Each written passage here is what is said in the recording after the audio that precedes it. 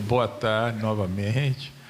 Apresentador Tolívio, que todo mundo já conhece, faz da coordenação da residência do Mais Médico, e ele pediu para apresentar um tema que já foi elucidado anteriormente, mas é sempre bom a gente fazer atualização de doença sexualmente transmissível. Eu achei um tema agradável, e aí ele novamente fez um estudo, que eu tenho certeza, se atualizou. Medicina é assim, né? Às vezes a gente acha que já sabe tudo, mas aí aparece um pulo do gato em que você estava desatualizado. Não acredito que tenha tantos pontos diferentes, mas pelo menos tem algumas coisas que o Lívio deve ter lido e aí vai trazer para a gente algumas informações. Tá bom? Agradecer a ele, agradecer a vocês que têm vindo e um abraço para você. Então vamos lá. A abordagem sindrômica, ela é um instrumento que você classifica a IST de acordo com os sintomas e tratando inicialmente sem precisar muitos recursos diagnósticos e atrasar o início desse tratamento e quebrar a cadeia de transmissão. Então, você trata mesmo na ausência de exames comprobatórios, de exames confirmatórios. E isso, além de interromper a cadeia de transmissão, enquanto a pessoa vai esperar para ter um exame laboratorial ou um exame de sangue mais. Abordagem sindrômica, então a gente vai falar de úlceras genitais, corrimento uretral ou síndrome uretral, corrimento vaginal, que compõe gonorreia e clamídia, candidíase, tricomoníase, vaginose bacteriana, doença inflamatória pélvica e infecção pelo papiloma vírus. Vocês vão ver que aqui a gente tem coisas também que não são necessariamente sexualmente transmissíveis. Um exemplo aqui é a candidíase, né? E a vaginose bacteriana. Mas eu incluí aí porque está no bojo dos corrimentos, né? Então, a gente falando em úlcera genital, a gente tem o herpes genital, que é o herpes tipo 2. O herpes genital, ele não precisa ser necessariamente genital. O da cintura para baixo é herpes tipo 2, da cintura para cima é herpes tipo 1. Então, a gente vai lidar com o herpes tipo 2, né? O herpes simplex. A sífilis primária, que é o cancro duro, que dificilmente a gente vê, porque é uma lesão que ela cura sozinha, num período de 7 a 10 dias, e a pessoa acha que ficou boa. Mas, eventualmente, você pode chegar no consultório, uma paciente com cancro, com a sífilis primária, que é o cancro duro, que é causado pelo treponema pálido, e aí vem o cancro mole, que é uma outra úlcera que já é causada pelo hemófilos do Crey. E o linfogranuloma venéreo, que é a clamídia trachomatis, e o granuloma inguinal, ou donovanose. Tá? Aqui a gente tem umas imagens de herpes, né? O herpes, ele começa com umas vesículazinhas, que essas vesículas se rompem, formando elas coalescem, formando tipo uma úlcera, e depois formam tipo uma casquinha, né? Forma e fica bom. E aí, o que acontece? Normalmente, a primo-infecção é uma infecção mais grave, que geralmente leva a febre, queda do estado geral, enfim. E é uma infecção, mas o Ministério manda tratar sempre, você tratar não só a primeira infecção, como as infecções recorrentes. O herpes genital, o primeiro tratamento, você pode usar outros antirretrovirais, mas o Ministério ele recomenda a gente usar o aciclovir, 200 miligramas, 2 comprimidos, 3 vezes ao dia, por 7 a 10 dias.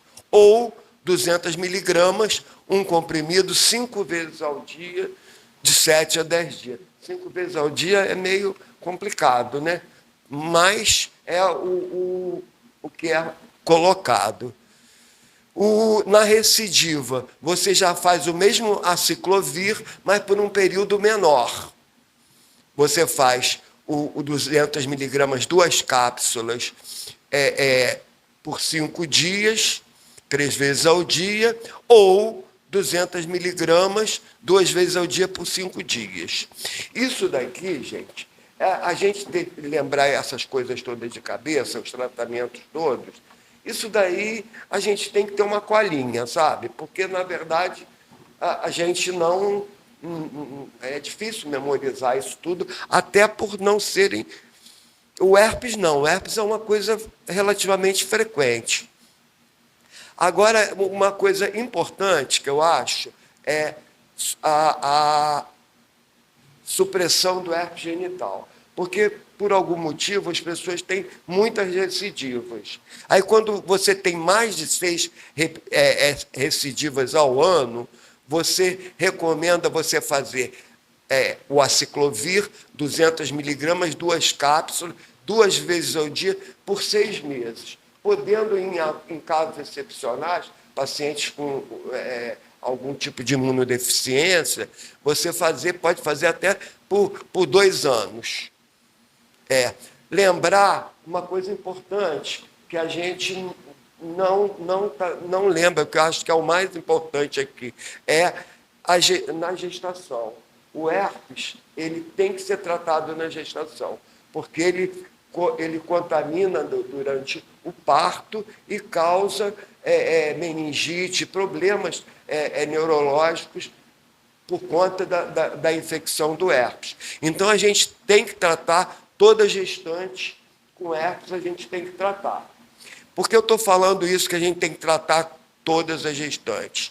A gente tem que tratar por conta dessa infecção e por conta que, muitas vezes, vocês vão ver que, na prática, às vezes o paciente que tem herpes, ele está tão acostumado com herpes que, normalmente, como isso desaparece em 3 a 4 dias, muitas vezes ele mesmo não já sabe que aquilo desaparece sozinho. Embora, se ele chegar para você, é recomendado você fazer o tratamento que o Ministério coloca.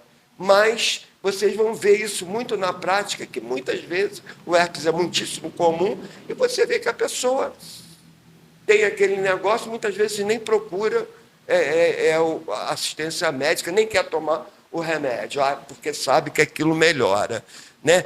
Mas, na gestação, a gente tem que, a partir da 36ª semana, a gente pode fazer até contínuo no final. Porque o herpes em atividade, ele até contraindica o parto vaginal. Se você tiver uma lesão aguda, uma lesão, ele contraindica, ele já indica a cesariana. Mas essa terapia supressiva aqui é exatamente porque, muitas vezes, você não sabe, a lesão pode estar intravaginal, ou pode estar, você não sabe. Aí o obstetra chega na hora do parto e, muitas vezes, ele não vê a lesão.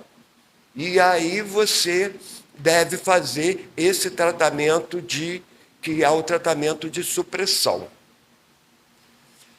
Aqui eu vou falar da sífilis primária, que é o cancro duro. Desculpe te interromper, já interrompendo. Eu acho que vale a pena a gente dar um adendo. Eu acho que eu já falei isso anteriormente. Quer falar? Você vai dar uma pergunta do livro. Doutor, na gestação, a questão do tratamento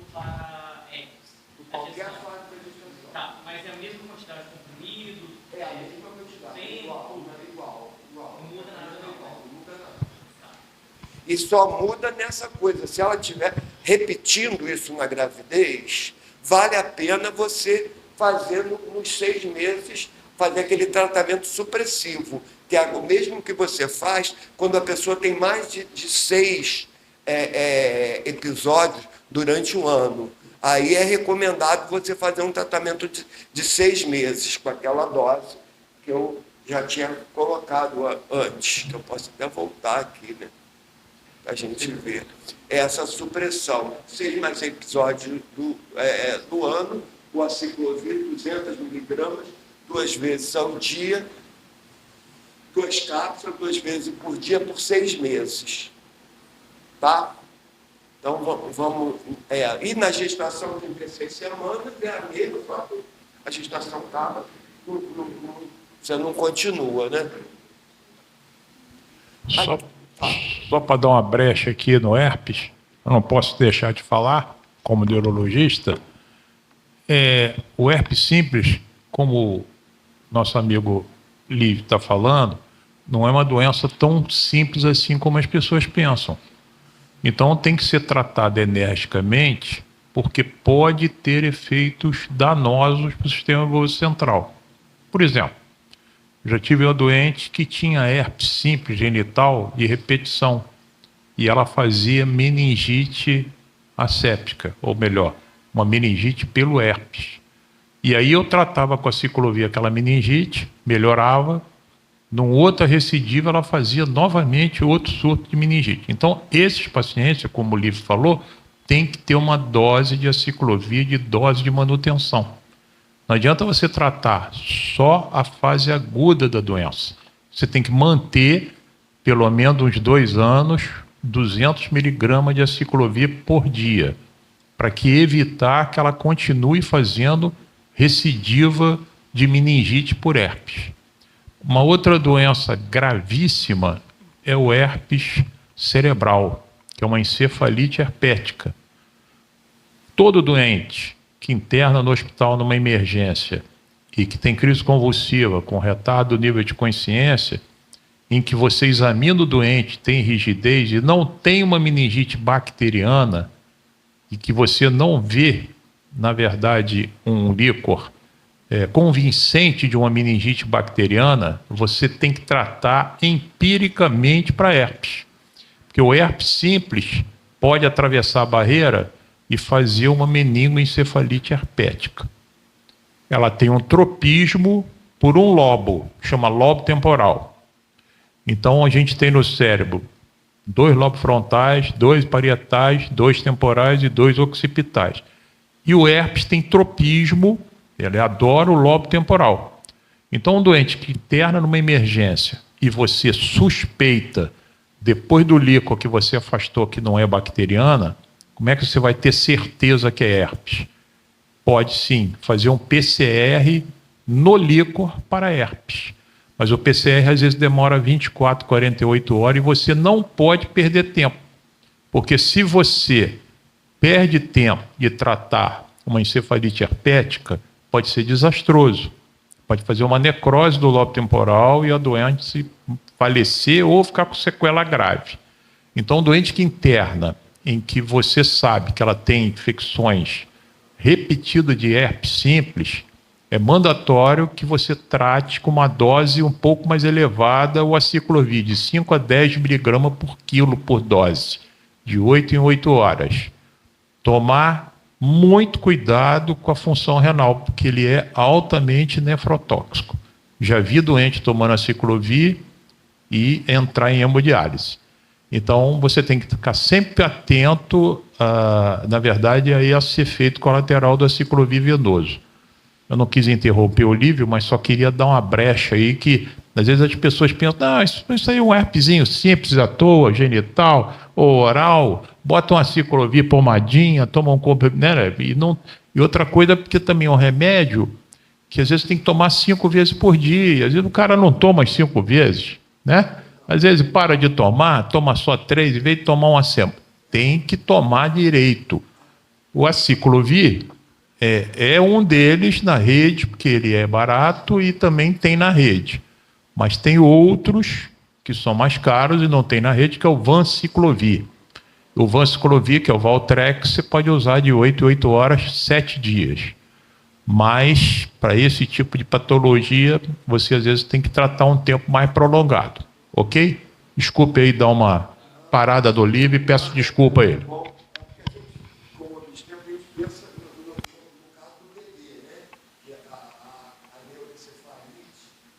Por herpes é uma coisa que, se a gente não tiver um cuidado com isso, às vezes a paciente sofre do herpes e muitas vezes não é valorizado com esses riscos que o Jefferson falou para ela, e a gestante muito importante para o parto, porque inclusive é indicado cesariana se houver uma suspeita ou uma confirmação de um herpes em atividade. Tá? Isso daqui é a sífilis primária. Dificilmente a gente vai encontrar isso, né? Mas, porém, aqui tem uma imagem, né, de uma úlcera, ficou meio desfocada, mas a gente nota que o cancro duro, ele chama cancro duro porque ele tem, as bordas dele são endurecidas, não são molinhas, como a gente vai ver no outro, no cancro mole, né? E a base dele é uma base limpa, é como se fosse um tecido de granulação, assim, o fundo, não é uma base... Mas eu acho que isso dificilmente a gente vai ver. Eu botei essa língua aí porque, na verdade, a gente pensa só no genital, né? E, na verdade, aí a porta de entrada foi por via oral, né? Então, tratamento do cancro duro, sífilis primária, né? É só a penicilina benzatina, 2.400.000 em dose única, dividido 1.200.000 em cada glúteo, né? Alternativa é a doxiciclina, 100 miligramas de 12 em 12 horas, via oral por 15 dias. Isso é naqueles casos das pessoas que são alérgicas, que dizem que são alérgicas à penicilina, né? Porém, na gestante, não pode fazer isso. Era usado antigamente até o eritromicina, mas hoje está proscrito. E lembrar que não pode fazer em gestante em hipótese nenhuma. Se gestante, se ela chegar e for com alérgica à penicilina, você tem que encaminhar para fazer uma dessensibilização, porque senão o bebê não é considerado tratado, né? E o segmento, para você ver se ficou bom ou não, é o teste não treponêmico, que na pessoa fora da gestação, você faz a cada trimestre, para ver se o negócio funcionou. Mas em gestantes é mensal e tem que sempre cair de uma titulagem para outra. Aqui é o cancro mole. O cancro mole é parecidinho não, é completamente diferente. Ele é uma úlcera, mas é uma úlcera que você vê diferente do cancro duro. É uma úlcera que ele tem o bordo, é um bordo que é mole, é flácido, e o fundo é um fundo sujo, é um fundo com fibrina, é um fundo sujo. E tem uma outra diferença do cancro duro. Esse daí dói muito, e o outro não dói. Então, geralmente você tem linfadenopatia também, linfadenopatia inguinal, unilateral, acompanhando a lesão. Agora, tratamento do cancro mole. Primeira opção é azitromicina, 500 miligramas, 2 comprimidos via oral em dose única. A gente sempre procura, o Ministério procura orientar, a gente procurar fazer dose única por conta da adesão. A gente, sempre que tiver a oportunidade de lidar com doenças sexualmente transmissíveis, a gente procurar a dose única. E não usar a dose única quando não tiver oportunidade, né? Então, a alternativa é a ceftriaxona 250 miligramas IM. Se a gente tiver na nossa unidade, a gente já sai com o paciente tratado. O cipro, a gente faz um comprimido de 500 2 vezes ao dia por 3 dias. Isso é o tratamento do cancro mole, acompanhado de higiene e tá. As parcerias sexuais, mesmo assintomáticas, elas devem ser tratadas com azitromicina 500, 2 comprimidos em dose única.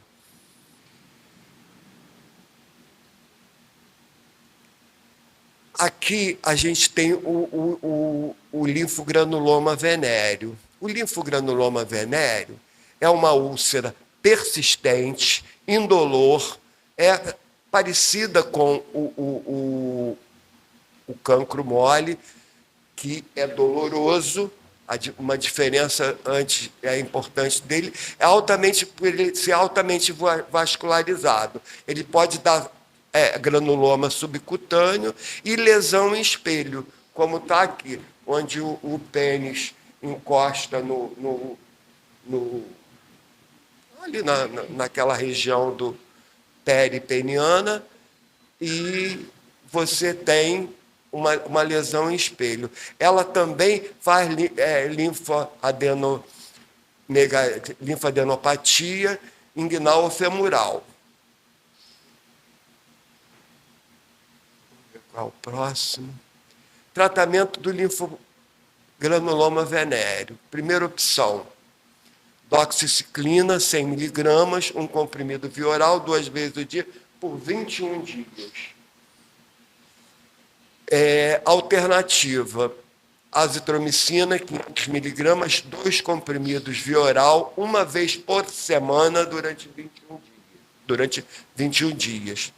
Esse é um tratamento preferencial na gestante. O prolongamento da terapia pode ser necessário até você aumentar até a resolução dos sintomas. As parcerias devem ser tratadas, caso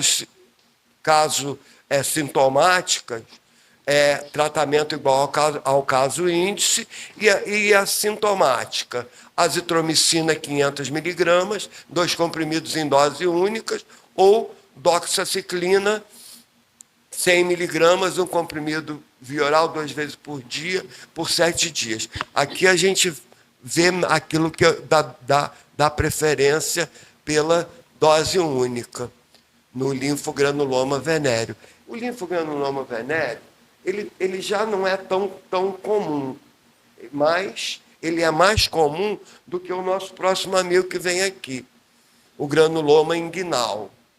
Esse granuloma inguinal, ele é bem incomum aqui no nosso meio, mas ele leva uma úlcera que inicialmente tem as bordas planas ou hipertróficas, como esse daqui, ó. Aqui está bem vendo que é uma borda hipertrófica, podendo tornar-se úlcero vegetante, como aquela imagem ali, e frequentemente com lesão em espelho também. Com a evolução, ela deforma a vulva e o pênis.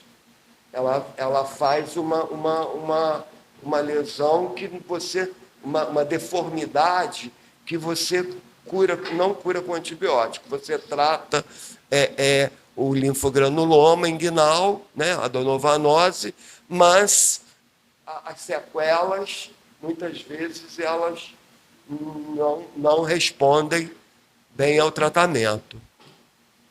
Elas têm que, muitas vezes, ser até tratamento cirúrgico. Também aqueles mesmos antibióticos. Agora, o doutor Jefferson vai ter um treco aqui quando eu der uma alternativa aqui. Que isso tudo, a gente sabe que esses medicamentos todos têm efeito, a gente pensa na coisa, mas tem os efeitos colaterais e os efeitos nefrotóxicos e hepatotóxicos também. Por exemplo, a primeira opção seria azitromicina, 2 comprimidos, 2 vezes, 1 vez por semana, pelo menos por 3 semanas, ou até cicatrizarem as lesões. Alternativa, doxiciclina, 1 comprimido via oral, 2 vezes ao dia, pelo menos 21 dias, ou até a cicatrização das lesões. Tem também aí o cipro, né? Que ele entra aí, é 1 comprimido e meio, 750 miligramas, 2 vezes ao dia, pelo menos 21 dias até a cicatrização das lesões. Agora o paciente sai daí e vai para a diálise, né? Provavelmente, né? Mas isso é a recomendação do Ministério, porque a donovanose, ela faz uma deformidade no reto, ela faz uma deformidade quando no pênis ou na vulva, que são deformidades permanentes. E mesmo que você não cure você cure, acaba o tratamento, a lesão curou, mas a sequela permanece. Tem o nosso amigo Bactrim aqui, que é o sulfamethoxazol e trimetopim, 480 miligramas, você faz via oral por, no mínimo, 21 dias até a cicatrização, até a cicatrização das lesões.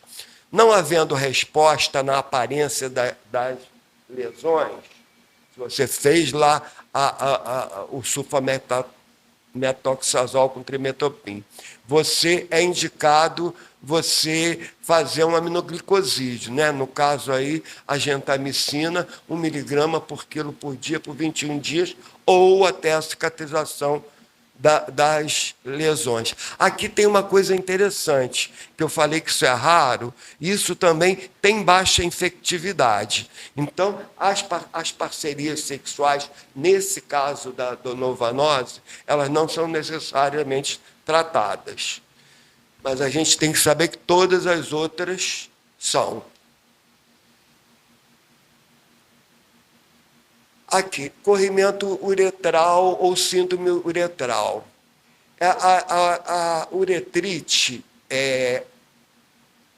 ela tanto na mulher quanto no homem, você no exame ginecológico, você palpa aquele bulbo da uretra e você vê saindo uma gotinha de secreção purulenta, né?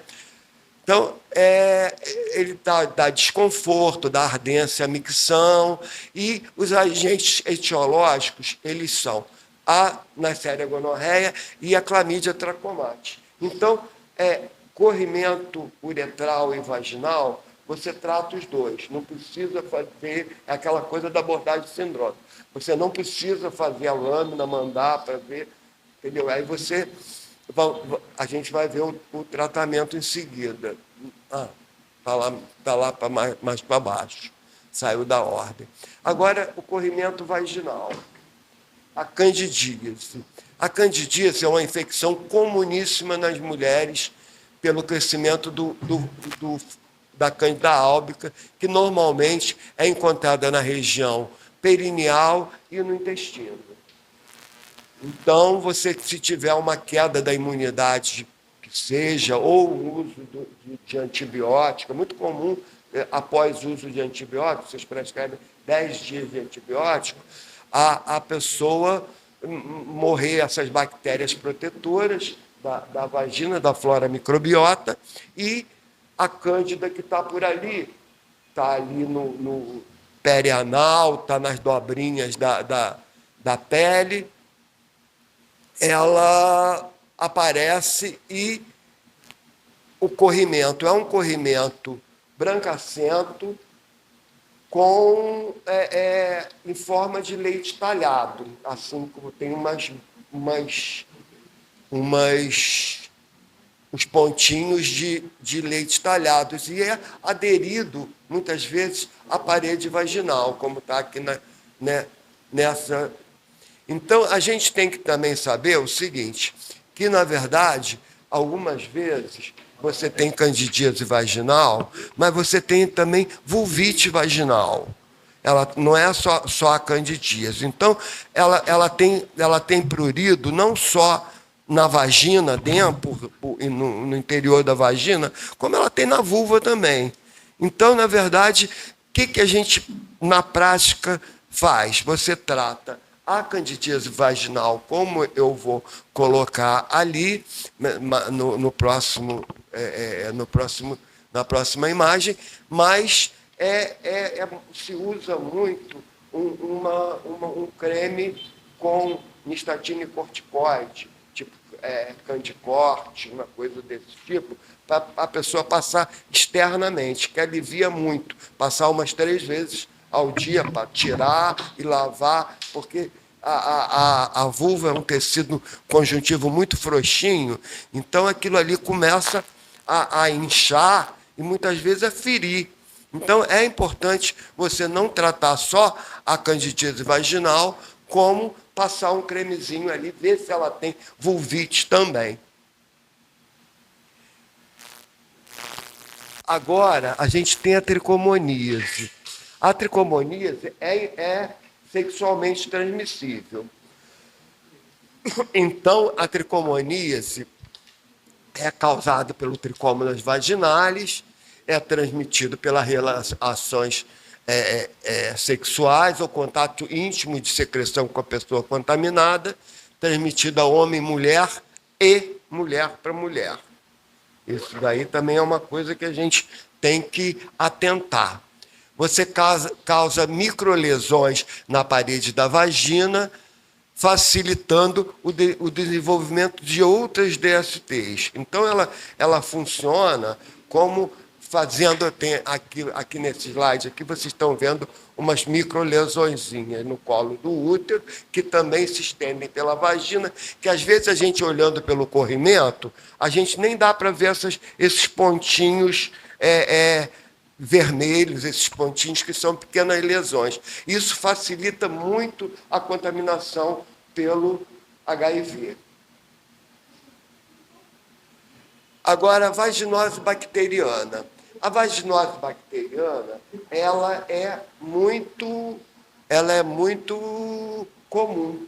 Ela é muito comum, aí é uma das que não é sexualmente transmissível. Eu botei aí junto com ela, mas não é. Ela lembra a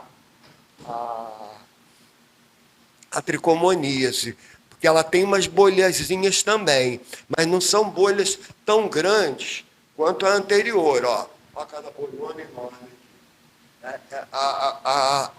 A vaginose bacteriana é causada por um desequilíbrio na flora vaginal, redução do número de lactobacilos, né, responsável pela acidez da vagina, e é uma infecção polimicrobiana. Geralmente é pela Gardnerella e o Mobilocus, que são bacilos supracitoplasmáticos, né? Agora, vamos falar sobre doença inflamatória pélvica. Daqui a pouco eu vou voltar a isso no tratamento. Doença inflamatória pélvica é uma forma de manifestação clínica das ISTs, ocorre por vários micro-organismos. E, enfim, eles migram em direção aos órgãos sexuais internos, útero, trompa e ovários, causando inflamações. Esse quadro acontece principalmente quando a gonorreia e a clamídia não são tratadas. E aí faz um problema de junta tudo e dá esse quadro que pode...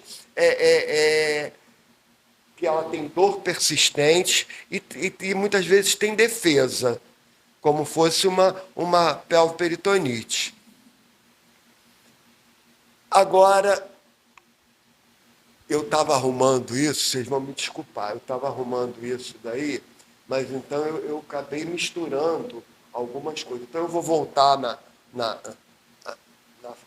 vou voltar muitas vezes em outras situações, que eu quis botar os tratamentos próximos, mas não deu.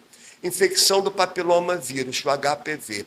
Existem mais de 200 tipos de papiloma vírus humano. Eles são divididos em duas categorias, de acordo com o potencial de se transformar numa lesão de câncer, né? Numa lesão maligna.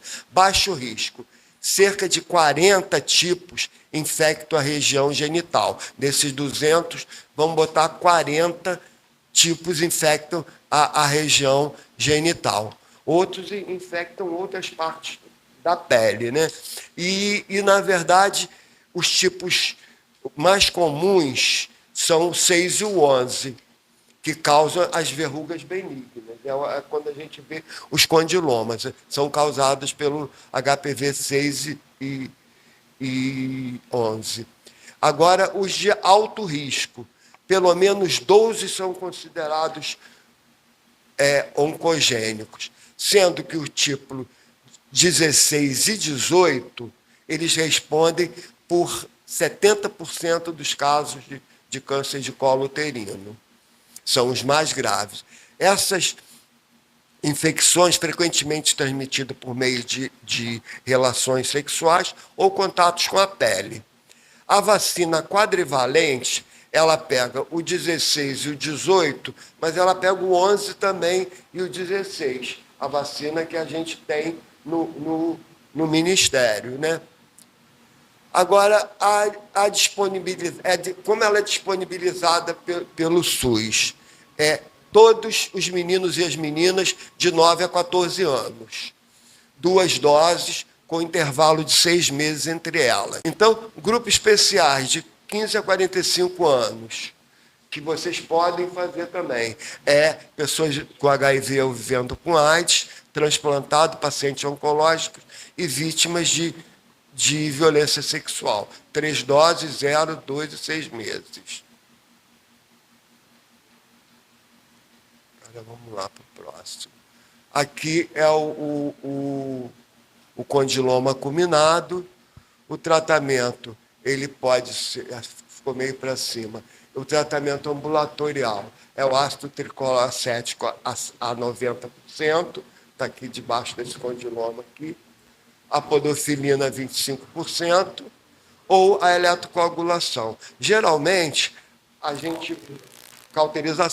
eletrocauterização. Mas, geralmente, essa eletrocauterização não é feita ambulatorialmente. É quando, às vezes, a lesão é muito grande e é feita a nível até hospitalar. A podofilina, ela já foi muito usada no passado. Hoje ela está menos usada, porque ela tem uma característica de queimar a pele em volta muito fácil. Então, você tem que passar uma vaselina e cauterizar ela. E o ácido tricloracético é mais efetivo, o TCA a 90%. E o que acontece? Acontece que na hora esses medicamentos a gente não tem, mas isso normalmente, a gente pode tratar isso na atenção, na APS, né? Na atenção básica. Normalmente, como é que a gente faz isso? Você pega um palito de dente mais fininho, ou nos módulos que tem dentista, eles têm um negocinho também que a gente pode usar, que é bem fininho, porque aí você vai naquela pontinha, você vai em cima da lesão, e aí você vê que a lesão fica, na hora, ela fica branca. E aí você fazendo umas 3 vezes, geralmente esses condilomas, quando é pequeno, quando é único, eles caem. Falar nisso, só voltando aqui para não esquecer, até esse final do ano, vai estar liberada a vacinação de HPV para outra faixa etária, para uma faixa etária até 25 anos. E tem essa coisa aqui que é muito interessante, mas é caro, e a gente não dispõe. É um imunomodulador chamado faltou um E aqui, imiquimod 5%, você vai aplicar 3 a 7 vezes por semana ao deitar e no dia seguinte lavar com sabão neutro. Isso é um agente que faz a imunidade. É interessante que isso funciona. Geralmente, quando a gente fala em medicamentos que melhoram a imunidade, fica uma coisa meio assim, não visível. Esse medicamento você vê uma vermelhidão, você vê todo o processo e é uma coisa que não queima a pele sã.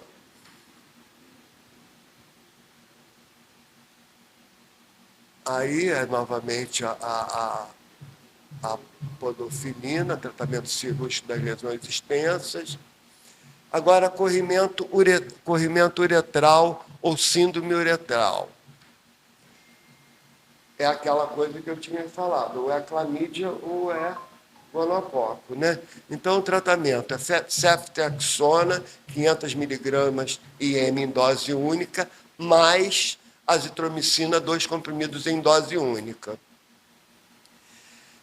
Você também pode usar a ceftriaxona, 500 mg IM, mais o cipro em dose única de 500. Hoje em dia, o cipro está sendo abandonado, talvez até por resistência bacteriana, mas ele não é a primeira opção.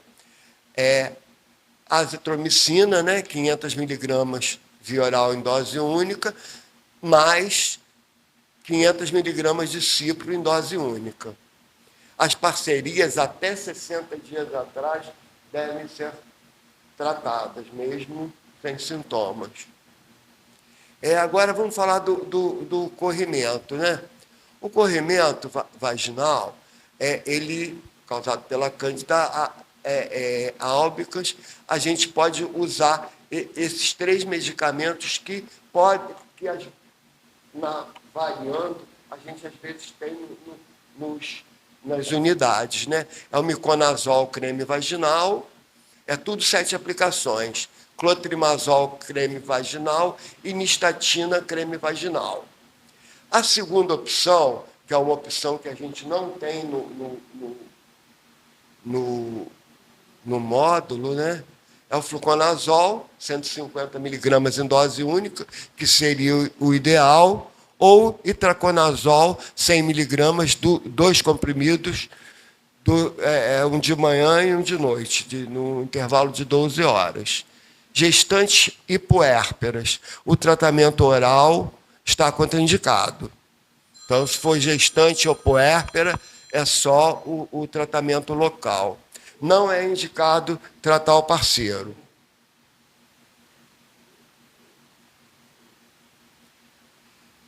Vaginose bacteriana é causada pela Gardnerella ou Mobiluncus, né? Você é um bacilozinho muito pequenininho, que quando você se você botar no microscópio, lá, por exemplo, na universidade, você colhe, bota e olha. Aí você vê que a célula da vagina está cheia de pontinhos que são esses agentes aí. Então, você pode fazer o metronidazol 500 mg 2 vezes ao dia por 7 dias. Aí vem o secnidazol. O secnidazol 1000, você faz 2 comprimidos em dose única. Então, seria o ideal para você, nas pessoas que não quiserem e puderem adquirir o medicamento, seria uma situação de tratamento mais, digamos, mais assertiva, talvez. Segunda opção é a clindamicina, 300 mg 2 vezes ao dia por 7 dias. Gestante puérpera, clindamicina, 300 miligramas 2 vezes por dia por 7 dias. Após o terceiro trimestre, após o primeiro trimestre, é metronidazol 250 miligramas 3 vezes ao dia por 7 dias. Normalmente, na prática, eu gosto muito do secnidazol, porque o secnidazol, você tomou, não tem que se preocupar. A sintomatologia dessa vaginose bacteriana, muitas vezes vocês vão ver pacientes que vocês vão passar o espéculo e vocês vão ver um corrimento daquela forma que eu mostrei. Um branquinho acinzentado, com umas bolinhas, igual cuspe, assim, umas bolinhas pequenininhas. E a paciente, muitas vezes, acha que aquilo é normal, porque não é muito, não é, e tem um odor lá que, infelizmente, algumas pessoas acham que aquele odor faz parte, e não faz. É um odor... eu não gosto dessa comparação, mas diz que é um odor de peixe. Eu não sei que peixe é esse, mas... O secnidazol não deve ser usado na gravidez? Não. Não. Não deve ser usado. Porque, na verdade, não é que não deve ser usado. Não tem evidência de que ele é inócuo. Então, ele é daquela classe 3. Então, você tem que avaliar muito bem o risco e o benefício dele. Então, o metronidazol, como você sabe que pode usar creme, inclusive. Ali eu botei oral, mas você pode usar creme também, igual no outro. E restante, você costuma usar mais creme ou oral? Oi? E restante? Gestante creme. Olha só, essas proposições aqui, elas são do Ministério, da última atualização do Ministério. Mas, às vezes, na prática, a gente faz umas coisas que não são tão assim. Entendeu? Porque, por exemplo, a vaginose bacteriana, muitas vezes...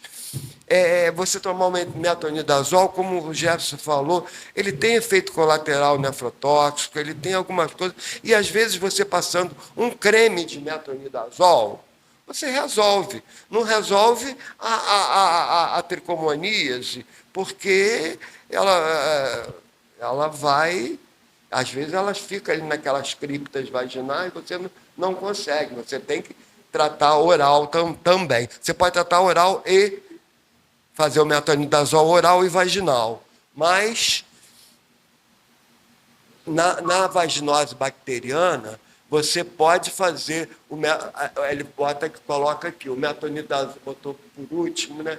Mas o metronidazol vaginal por 7 dias. Vocês vão ver que isso é muito comum. Eu só costumo passar creme vaginal mesmo.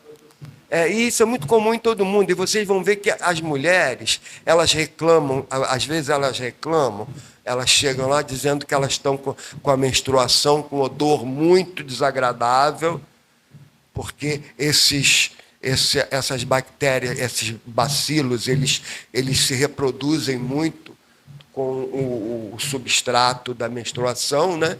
Então, aí a pessoa sente um cheiro.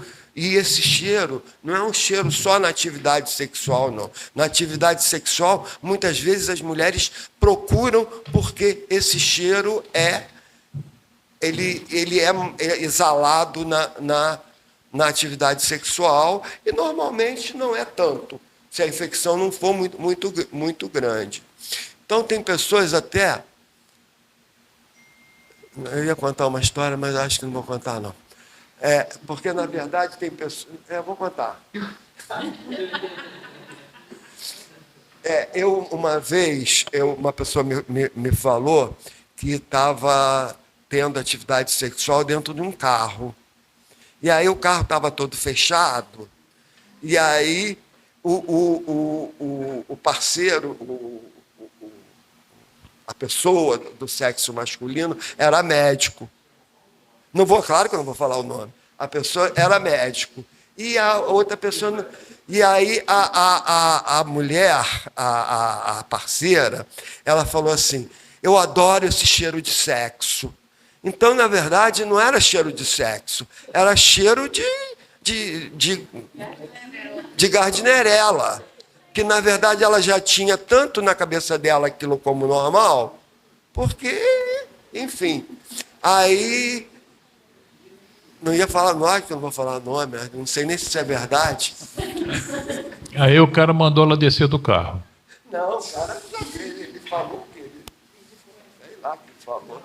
Eu tenho uma dúvida, tem um caso, eu não sei se você já teve essa experiência, uma paciente, ela é até minha prima. Não, mas não é nada de pai, gente, não é nada de relacionamento, não. Você tem quantas primas? Ah, então tá bom. Então tá bom. Não, mas ela tem 19 anos, ela não iniciou a ainda, e ela reclama que ela tem o ciclo menstrual normal, menstruação ali de duração de 4 dias de fluxo normal, só que ela fala que todo mês, quase todo mês, não, o mês todo, não é só no período ovulatório dela, ela tem meio secreção vaginal, mas é um corrimento que não tem cheiro, que é transparente, não tem cor. Então é normal. Sim, mas ela falou que tem dias que ela tem que usar absorvente porque chega a vazar na calcinha e na calça. Mas isso daí não é uma coisa incomum, não, sabe? Porque, na verdade, você quando tem... às vezes a pessoa está tomando anticoncepcional, ou às vezes é uma coisa da própria pessoa.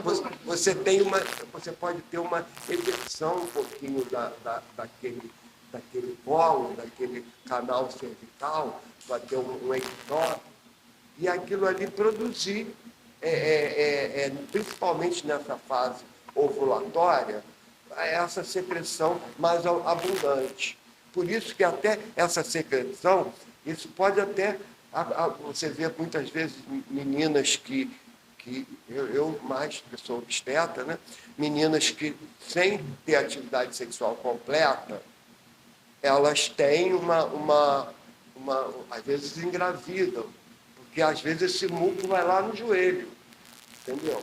Ele é uma coisa muito filante. E aí, na época que a mulher está fértil, isso varia, obviamente, de pessoa para pessoa, mas na época que a mulher está fértil, esse muco ele fica muito filante. Então, às vezes, quando... literalmente, ele chega na coxa, muitas vezes.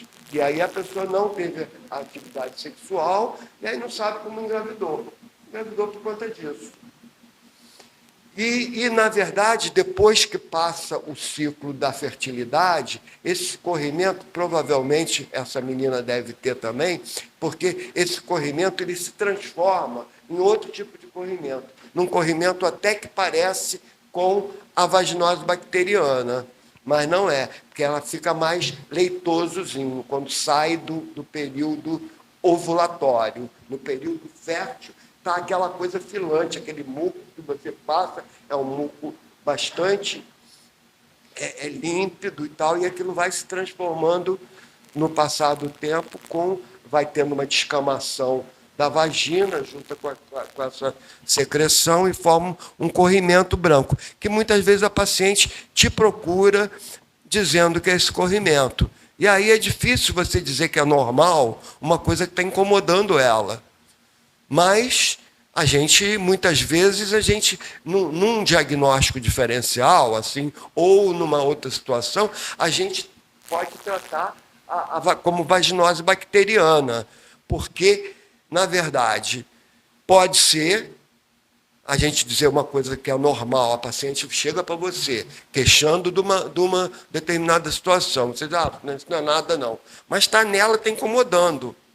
E aí você já de alguma maneira, já pode usar um creme vaginal na dúvida, porque ela vai ficar satisfeita e você avisando a ela que pode ser que seja uma coisa dela própria.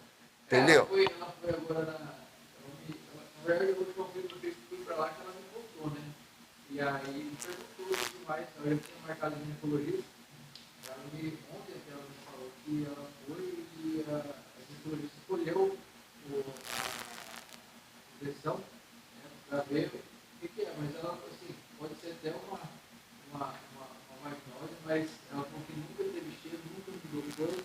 Eu acho provável. O que incomoda ela é que ela falou assim, que tem tempo, assim, ela falou, sempre tem, ela o mês todo tem, mas que tem vezes que ela passa na calça. Isso passa. Visto, assim, mas você vai ver que não é tão incomum as mulheres terem um corrimento, elas chegam para você dizendo que o corrimento na calcinha está amarelado, porque mesmo essa secreção normal, ela está carregada com células da vagina, ela tem, e a pessoa passa o dia, às vezes, com uma roupa íntima só, aquilo fica meio amarelinho ali. Então, é uma coisa que é comum, entendeu? As mulheres, normalmente as mulheres mais maduras, elas já sabem que aquilo ali não é uma coisa que ficou com a calcinha o dia inteiro, de noite, provavelmente deve estar alguma manchinha. Até porque, na verdade, era para eu não estar de óculos aqui, era para a gente estar todo mundo nu, né? Mas, na verdade, as pessoas estão tão tapadas, estão tão calcinha de tecido sintético, mais um disco por cima, e aí isso não há flora microbiota que aguente, né?